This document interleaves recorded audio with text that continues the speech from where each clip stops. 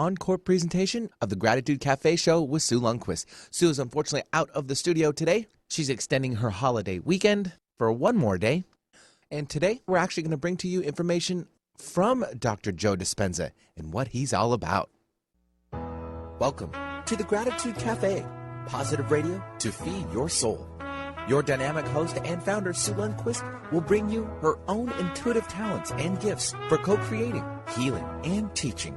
Her show, The Gratitude Cafe, positive radio to feed your soul, is focused on bringing you to a higher place each week where you can leave the hustle of life at the door. So pull up a chair and join us for The Gratitude Cafe, positive radio to feed your soul.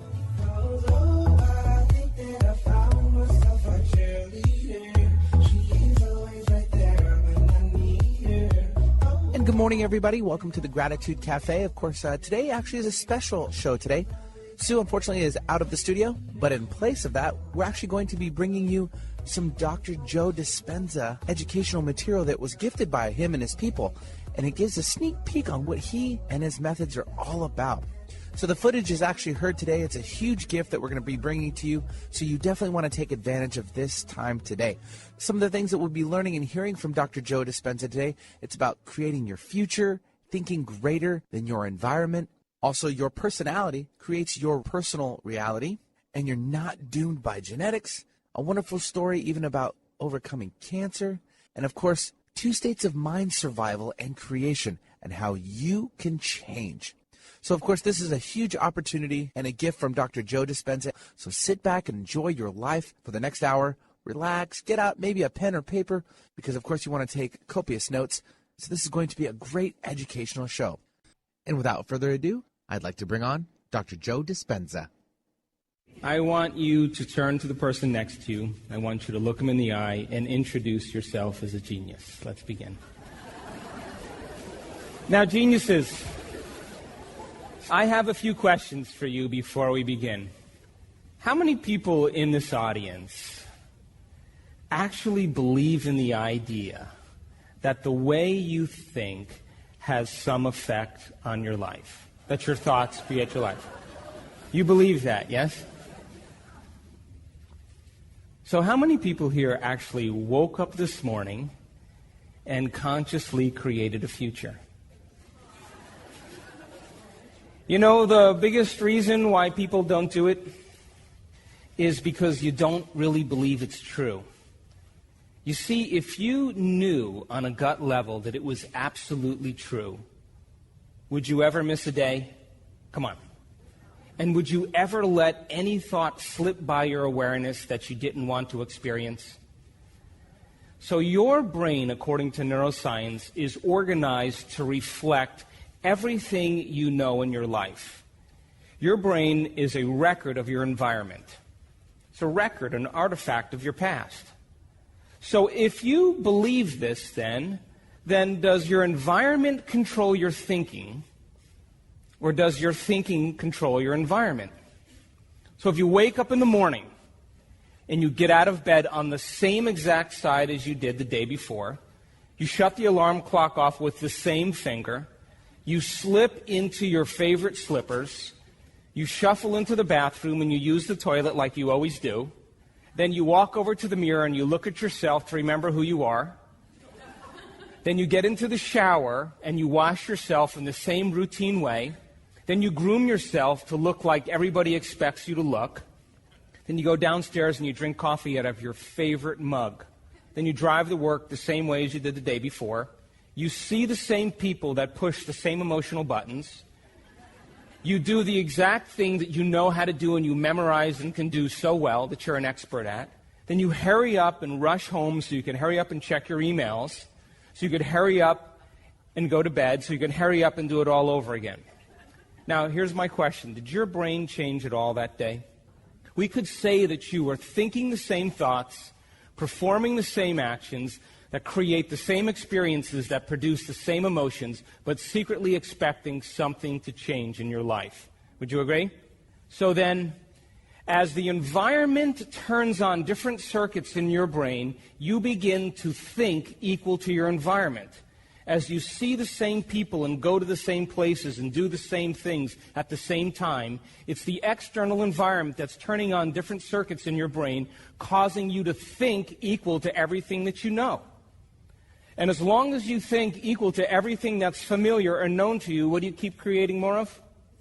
Same life. Now, the quantum law is still applying to you. You're just thinking equal to everything that you know, and you keep creating more of the same.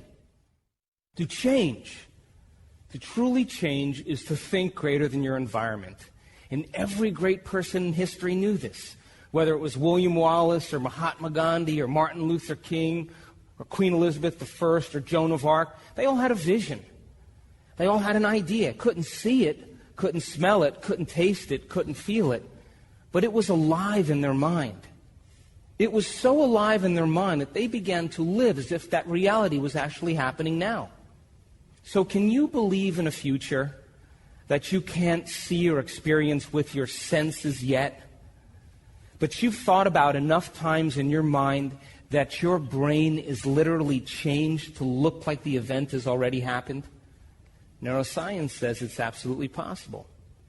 And can you fall in love with a future potential, by the way, that already exists in the quantum field? And how many potentials exist in the quantum field? Infinite potentials. Can you pick a potential that already exists in the quantum field and fall in love with that future potential before the experience is made manifest? And begin to emotionally condition your body into believing that future event has already happened to the degree that it begins to signal new genes in new ways so that your body begins to change to look like the event has happened. Now, if your brain and body are physically changed to look like the event has already happened, then in the quantum field, the event has already happened. Now, hang on, because it's going to come in a way that you least expect. Now, why does it have to come in a way that you least expect? Come on, geniuses. Because if you can expect it, it's nothing new. It's more of the same. It's got to come in a way that you would never anticipate, that rocks your world, that leaves no doubt that what you did inside of you produced some result outside of you. And when you can begin to see the results of your efforts, you'll pay attention to what you did and you'll do it again. How many people understand? Now, your personality creates your personal reality. That's it. It's that simple. And your personality is made up of how you think, how you act, and how you feel. So the present personality who's sitting here today, you, has created the present personal reality called your life. Would you agree? Would you also agree then, if you wanted to create a new personal reality, that on a fundamental level you would have to change the thoughts that you are thinking, the behaviors and habits that you're demonstrating, and the emotions that you've memorized that's become part of your identity? And most people try to create a new personal reality as the same personality, and it never works. We have to become somebody else. So then, as you keep thinking the same thoughts, performing the same actions, and living by the same experiences that produce the same emotions, there's a principle in neuroscience that says nerve cells that fire together wire together. And if you keep repeating the same states of mind and body over and over again, your brain begins to fire in the same sequences, in the same patterns and same combinations. And whenever you make your brain work in a certain way, that's called mind. Mind is the brain in action. So as you remind yourself every day who you think you are, you're causing your brain to fire in the exact same ways. And as they fire and wire in the same patterns over time, the brain moves into a very finite signature, and that's called your personality. Now, that box in your brain isn't literally a box, but it's the most commonly wired, neurologically fired programs that run redundantly because we keep doing the same things over and over again. To change your mind, then, is to make the brain work in new sequences and new patterns and new combinations, to begin to make the brain work differently. And the one ingredient that allows us to do that is knowledge or information. Because every time you learn something new, you make a new connection in your brain. That's what learning is. Learning is forging new connections. Remembering is maintaining or sustaining those connections. So then, as the person begins to live by the same programs over time, the quantum law of reality says that your environment, your outer world, is an extension of your mind. So as you keep reproducing the same level of mind, you as the quantum observer are observing your life from the same level of mind. And as long as you observe from the same level of mind, your reality will keep showing up the same way. How many people understand? So now, every time you have a thought, you make a chemical. And if you have a great thought, or an unlimited thought, or a joyful thought, you turn on a set of circuits in your brain that fires in a very specific sequence, pattern, and combination, that produces a level of mind, that turns on another part of the brain that makes a chemical for you to begin to feel exactly the way you were just thinking, great or unlimited or joyful. Now, if you have a negative thought or an unhappy thought or a self-depreciating thought, you turn on a different set of circuits and a different combination, a different sequence, and a different pattern that produces a different level of mind. And the brain then begins to make a different batch of chemicals that signals the body for you to begin to feel exactly the way you were just thinking, negative or unhappy or unworthy. So the moment you begin to feel the way you think, because the brain is in constant communication with your body, you begin to think the way you feel, which makes more chemicals for you to feel the way you think, and then you think the way you feel, and then you feel the way you think, and then you think the way you feel. And some people do this for 20 or 30 or 40 years. Now, the redundancy of that cycle over time creates what I call a state of being. And a state of being is when your mind and body are working together, or your thoughts and feelings are aligned to a concept. So thoughts are the language of the brain, and feelings are the language of the body. And as people get caught in this cycle of thinking and feeling and feeling and thinking, over time, they condition their body to memorize that emotion as well as the conscious mind. And whenever the body knows as well as the mind, that's called a habit. A habit is when your body is the mind.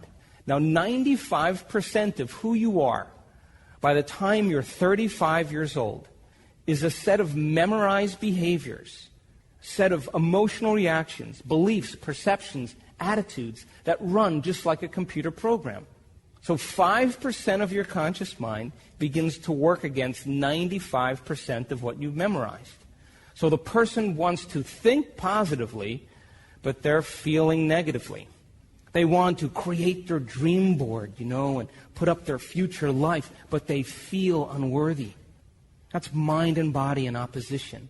We have to recondition the body to a new mind. So if 95% of who you are by the time you're 35 years old is a set of memorized behaviors in which the body is the mind, then to change then is to be greater than your body. Now, how many people here, well, you'd have to be over 35 for this one, but couldn't consciously remember a phone number? And you walked over to your phone, you looked down at the receiver, and all of a sudden your fingers dialed the number. Well, what's up with that? You couldn't consciously remember it, but you practiced it so many times that your body knew better than your brain. So 95% of who you are is a set of those programs in which the body knows better than the mind, or the body becomes the mind. So would you agree then, if you have an insecure thought, you're going to feel insecure? Yes?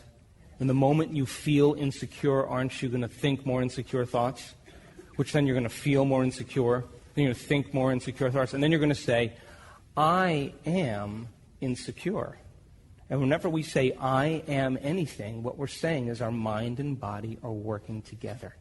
Now, some people get caught in these cycles, and they begin to believe that that state of being is who they are. So how does this happen? Feelings and emotions are the end product of past experiences. And you can remember experiences better because you can remember how they feel.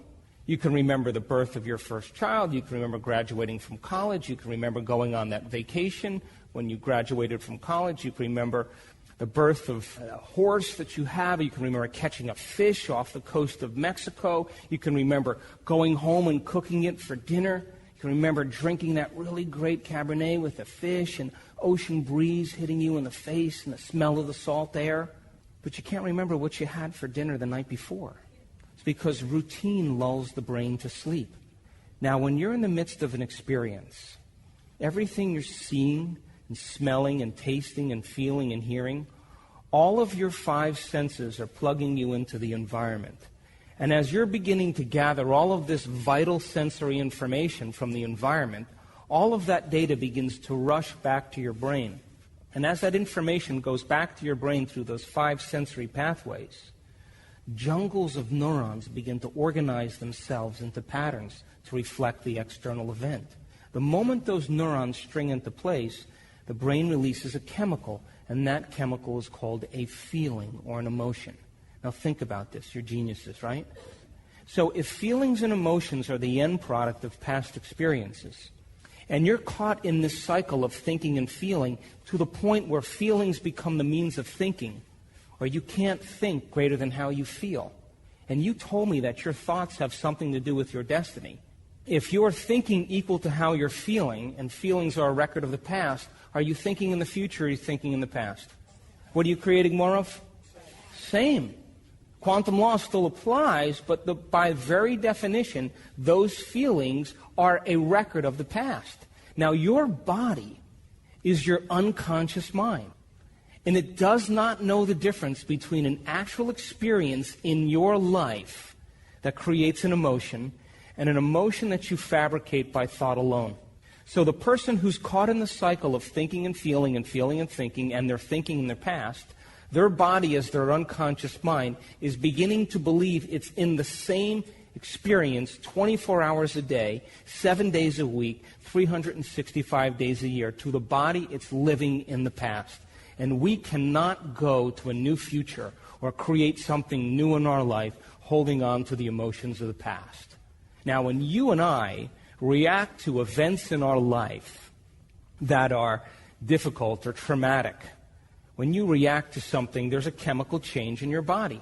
And the moment you notice some chemical change in your internal state, the moment you notice different, you feel different, you begin to pay attention to whoever or whatever caused that. And that event in and of itself is called a memory. So you react to something in your life, and there's chemical changes in your body. There's a refractory period of chemicals that's running through your bloodstream. And if you don't know how to control your emotional reaction, and you allow that emotion to linger for hours or days, you know what that's called? That's called a mood. What's wrong with you? Oh, I'm in a mood. Why are you in a mood? Well, this thing happened to me 6 days ago, and I'm memorizing my emotional reaction. Now, if you allow that emotional reaction to continue for weeks or months, that's called a temperament. What's wrong with him? Oh, he just has an angry temperament. Why are you so angry? Well, this thing happened to me 9 months ago, and I'm memorizing my emotional reaction. Now, if we keep that same refractory period that's connected to a past experience running for years on end, that's called a personality trait. So would you agree then, by very definition, people memorize emotions that are connected to their past that they begin to wear as their personality? And so would you agree then that if you wanted to change your personality, you would have to begin to look at those emotions that have branded you, that keep you connected to the past? How many people are still with me? Now, a memory without the emotional charge is called wisdom, and that's the name of the game. So then, here's a young woman. She's dedicated to her family. She's raising her kids, and she's having a great life, living the dream. And all of a sudden, her husband comes home and says, "Listen, I'm moving to Buenos Aires with my 2 secretaries." Now, the woman goes through the normal emotional reactions. She feels anger, she feels resentment, she feels jealousy, she feels envy, she feels victimization. Now, what she doesn't know is that every time she recalls that event in her brain, she's producing the same chemistry in the brain and the body as if the event was happening. And as she continues to do it, she keeps teaching her body to live in the past. And her body begins to believe that she's in the same experience over and over again. And as those emotions begin to run and she begins to recall the event begins to create that refractory period, and it turns into a mood, and then she keeps it going for months, and it turns into a temperament. She keeps it going for years, and it turns into a personality trait. And she does this for 20 years. And you come up to her 20 years later, and you say, why are you this way? Why are you so angry? Why are you so bitter? Why are you so resentful? And what do you think she's going to say? I am this way because of this thing that happened to me 20 years ago, which really means I'm stuck to my past and I haven't changed in the last 20 years. Would you agree? And I was altered from that event and I haven't been able to make my way back. Okay? Another woman raising her family, living the dream with her, raising her children, happily married. All of a sudden, her husband comes home and says, I'm moving to the south of France with my 2 secretaries and the mailman. And she goes through the same emotional reaction as the other lady. But all of a sudden, she realizes that living by this emotion isn't loving to her. And if she really loved her ex-husband, truly loved him, she would set him free. So she begins to read books about unconditional love, and she begins to fire and wire new circuits in her brain. She begins to establish networks of neurons to reflect this new mind. She contemplates on it and thinks about it, reinforces the circuits, and then she begins to apply what she learns. And she raises those children by herself. She takes them to all their competitive events and ballet. She goes to school in the evenings. She goes to work during the day. She graduates from college. She gets a new job at a successful company. 2 years later, she falls in love with the senior vice president. He travels the world and he takes her with her. 3 years later, they buy a home in the south of France, close to her ex-husband. Then her children graduate college and they get married and she has grandchildren. And you approach her 20 years later and you say to her, well, didn't your husband leave you 20 years ago? What do you think she's going to say? That was the best thing that ever happened to me. What's the difference? You see, one person was defined by the experience and she could never overcome the emotion. That became her identity. The other person transmuted the emotion into something else, and she began to change because of it. See, we are defined by our adversity. Imagine a person who's living in a state of suffering like that first woman for 20 years, thinking and feeling in the same cycle. Those feelings, she can't think greater than how she feels. She's thinking in the past. She's signaling the same gene over and over again by the same emotion, keeping the same gene turned on. And all of a sudden, she decides to change after 20 years of this. Now remember, the body has become the mind. The servant is now the master. And so all of a sudden, she shows up back up on the scene and she says, today, no more complaining, no more blaming, no more making excuses, no more talking about anybody else, no more self-pity. I'm just going to stop today. What do you think the body's going to say? Where you been? I've been doing this for the last 20 years. You've programmed me to be this way. I've even modified my receptor sites for you. I'm the servant to you. And the body is going to be, as it begins to become the mind, it's going to send signals back to the brain. Because now she's beginning to break that chemical continuity because she's not thinking the same way, she's not acting the same way, she's not feeling the same way. And that breaking that chemical cycle is so unfamiliar. And you can't predict the next feeling when you're outside the box. So then all of a sudden, as she begins to no longer signal the same emotional genes in the same way, the body begins to send information back up through the spinal cord, right up to the thinking brain. I call that the fast track. Now at the same time, chemical levels of suffering are dropping because she's no longer thinking and feeling in the same cycle. And there's a thermostat in your brain called the hypothalamus. And that hypothalamus all of a sudden begins to sense chemical levels of suffering are going down. And it sends a signal to the thinking brain. That's called the slow track. And the next thing you know, she starts to hear these voices in her head. You know those voices? The ones that say, why don't you start tomorrow? Tomorrow's a better day. Today's a good day to suffer. You're so much like your mother, you'll never change. What's wrong with me? Nobody loves me. And of course, my favorite one is, this doesn't feel right. Now, the moment we respond to those sub-vocalizations, that chatter, consciousness immerses itself right back into the program, and we return to thinking the same thoughts, performing the same actions, and living by the same emotions, but really expecting something to change in our life. How many people are with me? So then, we have this faculty as human beings. It's called metacognition. We can think about how we think.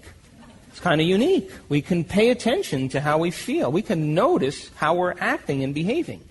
And because we can become conscious of those unconscious states, it means that we can modify our behaviors to do a better job in life. And that's called neuroplasticity, that the brain can actually physically and chemically change when you change your consciousness. That the brain begins to reorganize itself to reflect a new level of mind. So there was an experiment done a little ways back where they took a group of people that were expert prayers. And they took these 3 vials of DNA, and they set these 3 vials of DNA in front of these expert prayers. And prayer is a skill, just like golf or tennis. The more you practice it, the better you get at it. And they said to these expert prayers, with all of your intention is just getting clear on what you want. It's a cognitive process. It's a thought process. With all of your thought intention, we want you to see this DNA winding and unwinding, winding and unwinding, winding and unwinding. Practiced it over and over again, over and over again. At the end of the experiment, when they checked the DNA, guess what happened? Nothing. Intention did absolutely nothing to change the DNA. So then they took another group of expert prayers and they said, okay, what we want you to do now is we want you to move into an elevated mood. We want you to feel goodwill and joy. And we want you to feel loving kindness. And we want you to radiate this emotion out into the field and just keep doing it over and over again. And at the end of the experiment, they checked the DNA and guess what happened? Nothing. An elevated emotion like love or compassion did nothing to change the DNA. But when they said to these people, okay, we want you to get very clear in your mind on seeing this DNA either winding or unwinding, and then we want you to move into an elevated emotion of how you would feel if the DNA unwound. Give thanks for it unwinding before it actually unwound. Guess what happened? 25% of the DNA unwound. You see, the thoughts that you think are the electrical charge in the quantum field. And the feelings that you emote are the magnetic charge in the quantum field. And how you think and how you feel broadcasts an electromagnetic signature that influences every single atom in your life. The thought sends the signal out, and the feeling draws the event back. Now, what are you broadcasting every day? Because what you are broadcasting, you are asking the quantum field to manifest in a way that you would least expect, that surprises you. So if you're walking around in a state of guilt or suffering, you are basically saying, okay, quantum field, bring me an event in my life equal to how I'm feeling and bring it in a way that I could experience more guilt. But listen, surprise me. Make it unusual. Make it different. And leave no doubt that it came from you so that I'm inspired to keep doing this. So then, karma. We live the same lifetime every day. We're not punished for our sins, we're punished by our sins. Because as we stay in the same state of being, thinking and feeling in the same way, we keep creating the same experiences over and over again. Unmemorize the emotion, change your state of being, and the karma no longer exists. So what if you woke up in the morning and you said to yourself, what is the greatest ideal of myself that I can be today? Instead of getting out of bed and doing the same things and thinking the same thoughts and creating the same experiences that produce the same emotions, you said to yourself, let me remind myself of who I no longer want to be today. Let me become conscious of those unconscious thoughts that keep me returning back to the same self. I want to become so familiar with them that they would never slip by my awareness again. And what if you said, what behaviors do I demonstrate? What habits do I live by that keep me unconscious? And let me become conscious of how I act. And I want to become so aware of these states that I would never go unconscious again. And what if you said, what emotions that I've memorized that's become part of my identity? That's not who I am. That's a record of the past. Let me begin to look at those emotions and how do they drive other emotions and other thoughts and other behaviors. And you began to become conscious and familiar of the old self, and you were so familiar with it, you'd never go unconscious again. And you made the decision with such a firm intention of who you no longer wanted to be, that the energy of the decision overrode the emotion of the addiction that kept you as the same identity. And then you said, how would a great person think? What did Nelson Mandela know that I don't know? What did Einstein, Tesla know that I don't know? What did Buddha think about? And as you begin to think in new ways, and you begin to contemplate new ways of being, and you begin to explore and speculate new behaviors, you begin to make your brain work in new and unusual ways. And as you begin to make your brain work differently, you're changing your mind. Now, what if you became so involved with what you were thinking about that the thought in your mind literally became the experience? That's the privilege of being a human being, is that we can make thought more real than anything else. And so as you begin to speculate a new way of being, and the thought becomes the experience, what's the end product of an experience? An emotion. Your body literally begins to believe that that future event is happening to you now, and you literally physically change your brain and emotionally signal new genes in your body, and you're moving into a new state of being. And what if you said, I'm not getting up until I am this person? You would say, well, how much time do I have? I ask myself that question every day. And if you could move into that new state of being, would you agree then you would be broadcasting a whole new electromagnetic signature? Yes? And what if you were able to maintain that modified state of mind and body your entire day? Wouldn't you agree that something should show up differently in your world? Isn't that the law? That your brain is no longer a record of the past, but now it's in fact a map to the future? And you living in that state of being says that I'm greater than my environment. I'm greater than the addictions of the old body. And I'm out of my old line of time. I'm living in a whole new reality. So we had a middle-aged man who was diagnosed with cancer. And he was on an elevator, and he was getting ready to go to work, and he was going up the elevator, and he was standing next to a dermatologist. The dermatologist leans over and looks at his face, and he says, hey, you know what? Step off the elevator with me. And the dermatologist takes this man off the elevator, and he says, listen, my office is right down the hallway here. I want to talk to you. You have cancer on your face. And so this guy goes into the dermatologist. It's a malignant melanoma. They freeze it, they cut it out, and they radiate it. 4 months later, it grows back on his neck, even larger. He goes back, he gets it frozen, he gets it cut out, he gets it radiated. 4.5 months later, it grows back on his side, but this time it's even bigger. He goes back to the dermatologist, they freeze it, they cut it out, and they radiate it. Now, this guy had seen What the Bleep, he had read my first book, he had been to one of our level 1 workshops, and he had read, he was pretty well read in a couple other books and concepts about epigenetics, and he stopped and he said, now what is this marble rolling around in my brain that keeps creating this condition? So he packs up his bags and he takes his wife to Rosarita Beach in Mexico. He retreats from his familiar life that keeps turning on the same circuits in his brain to remind him who he thinks he is. And he sits on the beach and he says, what emotion have I memorized that keeps signaling the same gene that's creating this disease? And he begins to observe himself in his life. And he has the realization that he had spent the last 25 years of his life living in resentment. He became so used to living in resentment that that's just who he thought he was. He never even paid attention to it because the feeling became so familiar. How many people are with me? So he takes out a piece of paper and he says, how do I think when I feel this way? And he writes down for the whole day every thought that was driven by that emotion. He closes his eyes and he memorizes the entire list, so much so that he was like Gandalf on the bridge saying, you may never pass again. And at the end of the day, when he had the whole list in his mind and he was completely familiar with all of those thoughts, he surrendered them into the quantum field and asked the quantum field to resolve it in a way that was right for him.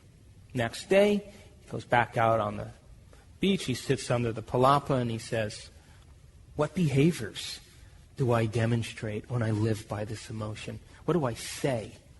How do I act? And he sits down and he writes down everything he says and how he acts, makes this long list, and he reviews the list over and over again until he's got it completely committed to memory. Knows thyself. And as he becomes conscious of those unconscious programs, at the end of the day, he surrenders it to the quantum field and asks it to resolve in a way that's perfect for him. Next day he goes out, he says, now, what emotions does this emotion drive? And he begins to write down impatience and judgment and prejudice and envy, and he writes all these emotions, he begins to observe himself.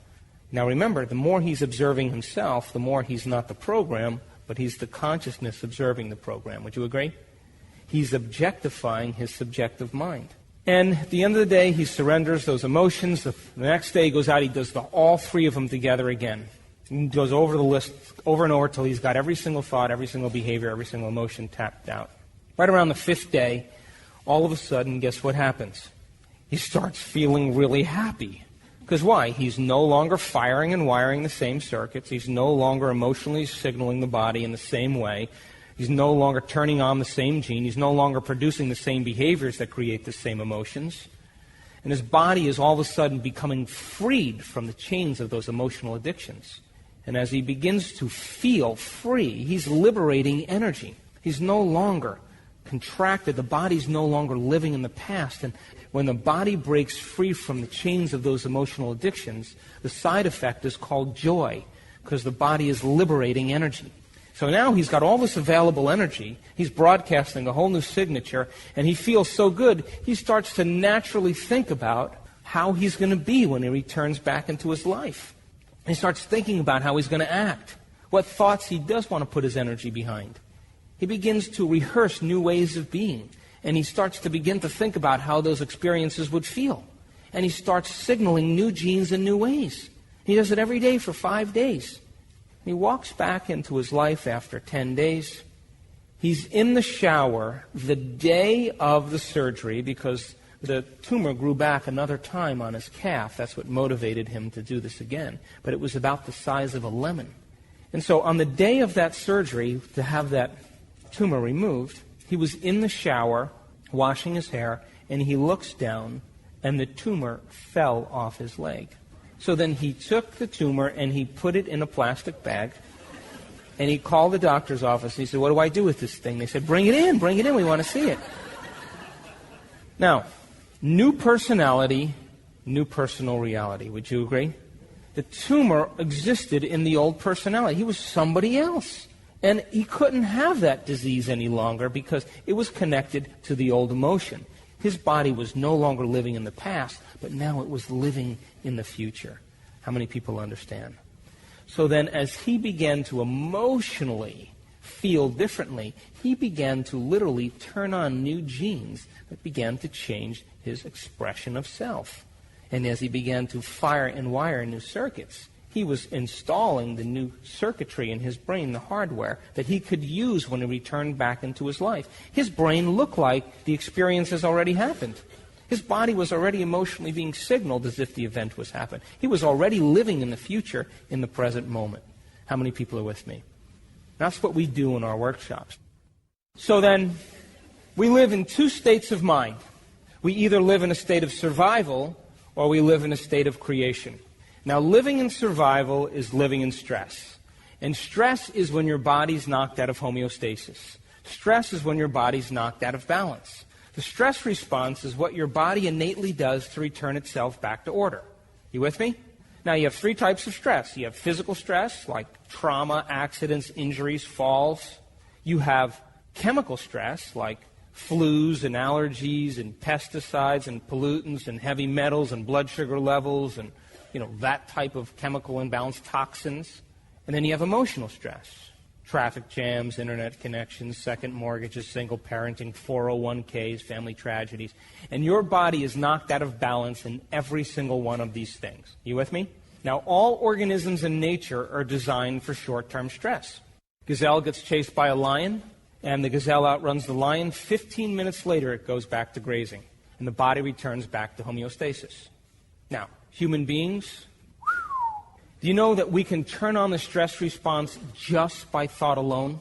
We can begin to think about some worst-case scenario, and to the exclusion of everything else, we can focus on it to such a degree that we make the thought so real that the body begins to physiologically change as if the event was happening. We knock the body out of balance, and the body begins to believe that that future thing that we're focusing on is happening to us now. How many people are with me?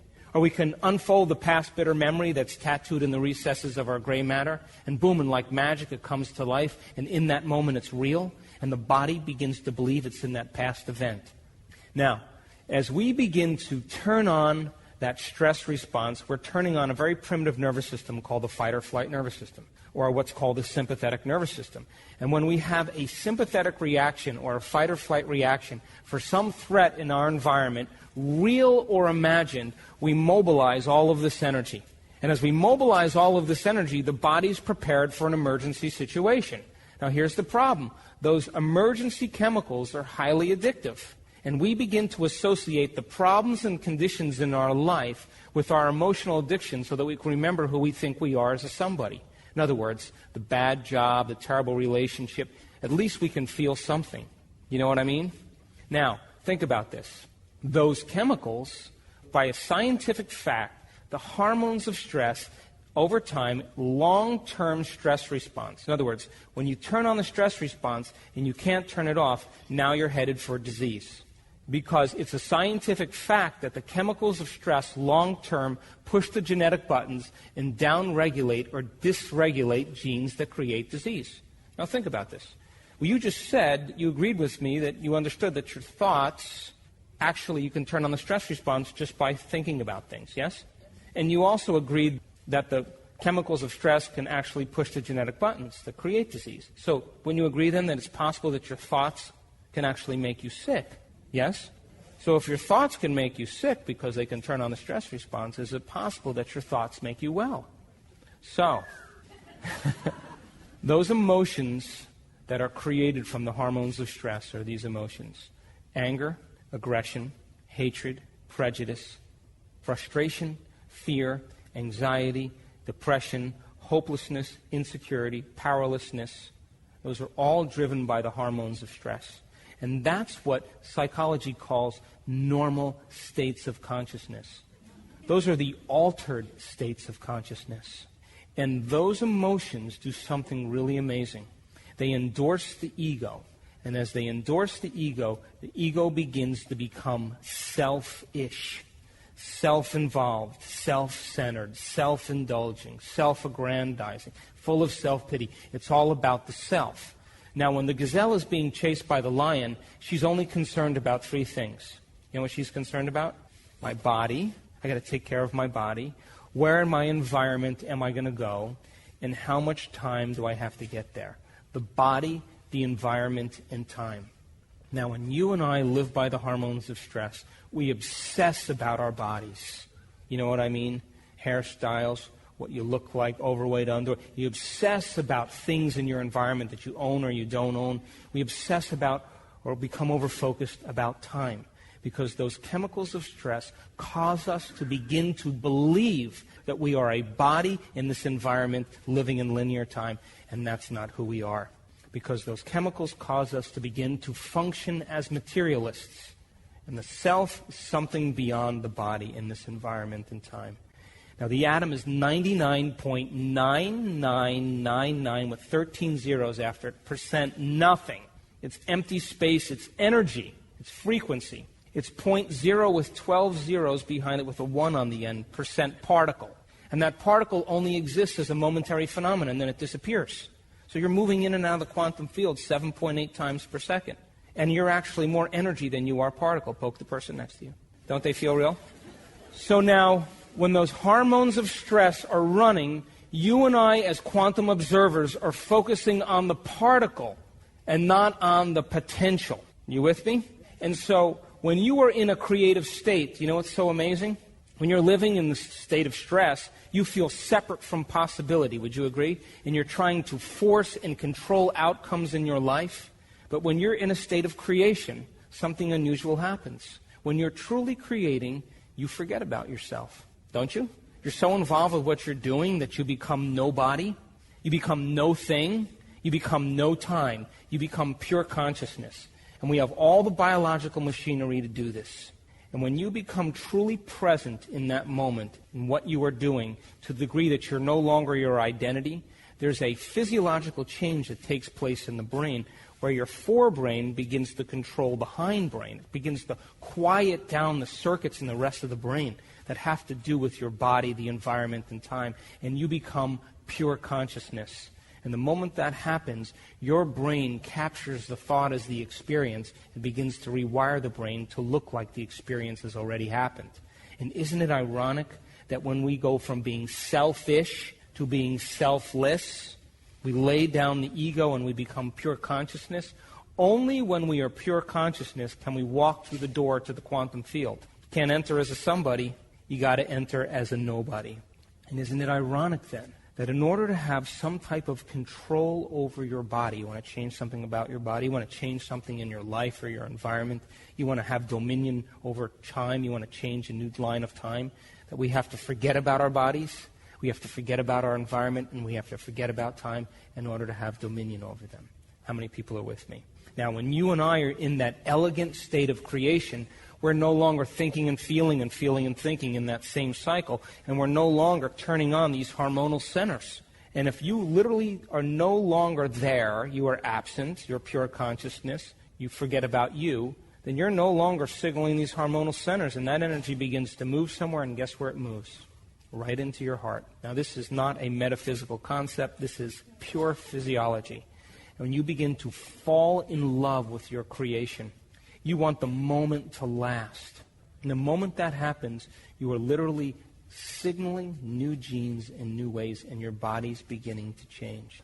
Now, most people wait for what? Crisis or trauma or disease or loss or diagnosis to really want to change. They wait to the point where the ego is brought to such a low level that they cannot go on business as usual any longer. That's when we begin to look at how we're thinking or what we believe or how we act or our attitude or what emotions we're living by.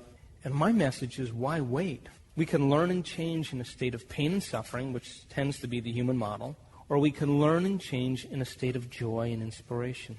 Now, you want to learn the hardest part about all of this? You ready? The hardest part of all of this is making the time to do it. That's it. That's it. Making time for your precious self. Waking up in the morning and beginning to think about a new possibility that exists in the quantum field. And as your brain begins to speculate new ways of being, the frontal lobe looks out over the landscape of the entire brain, and it begins to turn on certain circuits that you learned intellectually and other networks of neurons that you've experienced, and seamlessly piece this knowledge and experience together to create a new level of mind. And as it begins to do that, you are actually tuning in to a possibility that exists in the quantum field. Now, when is self-love born? When you're sitting down and your body is raging and it's trying to unseat you, telling you that you can't do it, or beginning to send signals back to your brain And as it begins to do that, and you're sitting there, instead of giving into it, you say to your body, that's all you got? That's your best? You know what? I'm going to wait till you're done. And then I'm going to recondition you to a new mind, and you're going to be so happy that you're happy. Because right on the other side of your fear is courage. It's the same energy. Right on the other side of your pain is freedom. Right on the other side of your sadness is bliss. It's the same energy. It's just trapped in the body. And so when you're living in survival, feeling separate from possibility, focusing on the particle instead of possibility or the wave, and you're using your senses to define reality, we're materialists. But when you move into an elevated emotion and you begin to get beyond that state, and your body is freed from the chains of those emotions, and you've overcome some aspect of yourself, you feel liberated, you're focusing on the 99.9999% possibility. You're no longer focusing on the particle, and you feel connected to something greater, and you trust in the outcome because you know that you've already experienced it. Now, I call that the natural state of being. That's the natural state of being. That's the normal state of consciousness. And those stress hormones are the altered state of consciousness. And when you and I begin to change the things about ourselves that we don't like in the world, you know what I'm talking about, right? You can't say you want peace. We have to demonstrate all the changes we want to see in the world, to go from thinking to doing to being. Because you can get a group of meditators to focus on peace, and it'll absolutely lower crime rates in a community. It's a scientific fact. But when those people are done meditating and they leave the community, what happens? Returns right back to the ceiling level. It's not enough to just think it. We have to demonstrate it. And when you demonstrate greatness in any area of your life, you give people permission to do the same. Would you agree? So as you begin to liberate energy, your body goes from being more particle to more wave. And you liberate energy. Now you have available energy to begin to observe a new destiny with. And you're observing that destiny with your own energy. And you are taking waves of possibility and collapsing them into an event called an experience in your life. And I'm so happy to say that I'm not even here to convince you that it's possible. I already know it's possible. I mean, we just came from London this past, what's today? Wednesday? I got home on Monday, and we were teaching an advanced workshop there, and boy, there were so many miraculous things that happened to people. We had a lady that was exposed to a bacteria 15 years ago, and she was from London, and the bacteria on some level, according to the doctors, would never leave her body. She couldn't eat certain foods, and she couldn't travel, because anytime she traveled, of course, there was no food that she could eat. And then her blood sugar would go down, and she'd be further out of balance. And she came to our advanced training in Colorado last month. And like magic, all of a sudden, she's eating anything she wants. Now, you think she's a happy person? I think that's the greatest compliment you could ever give me, is when people have some type of personal breakthrough and they're free now. They're no longer the same personality. So then living by the same emotion every single day means nothing new is happening in our life. Would you agree? And living in those emotional states that keep us connected to those lower frequency emotions, that keep us focusing on particle or physical matter instead of possibility, living by those states over time signals the same gene in the same way. And that's what begins to create our genetic diseases. Is it possible then, as we begin to unmemorize that emotion and the body begins to become free, then you see possibilities that you never saw before because the filter of the emotion's been removed and you're no longer looking at your life from your past. You're seeing possibility again. Wow. What an amazing show we just had.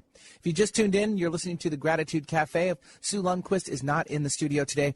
We, of course, have aired within the last hour some great information and stories provided by Dr. Joe Dispenza and what he's all about. And, of course, don't forget you can visit Dr. Joe Dispenza's website to hear more about his extensive workshops. Visit drjoedispenza.com.